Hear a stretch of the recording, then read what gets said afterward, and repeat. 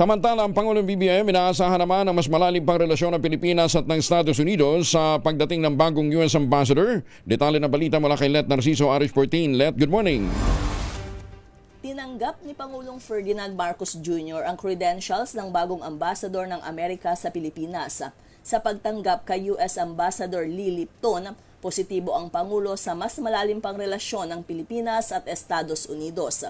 Ayon kay Pangulong Marcos, daang taon na ang pagiging malapit ng US at ng Pilipinas at committed ang dalawang bansa na lalo pang mapatatag ang alyansa sa mga susunod na dekada. Sa panig ni Lipton, nangako itong tatrabahuhin ang pagpapalalim ng partnership ng Pilipinas at Amerika, partikular sa seguridad, ekonomiya at kalakalan, gayon din ang pagpapanatili ng matatag na pagkakaibigan ng kanilang mamamayan at ng mga Pilipino. Napili si Lipton bilang Ambassador Extraordinary and Plenipotentiary sa Pilipinas noong Pebrero at nakumpirma nitong Mayo. Pinalitan niya si dating US Ambassador Mary Kay Carlson na nagtapos na ang higit 3 taong tour of duty sa Pilipinas noong Enero.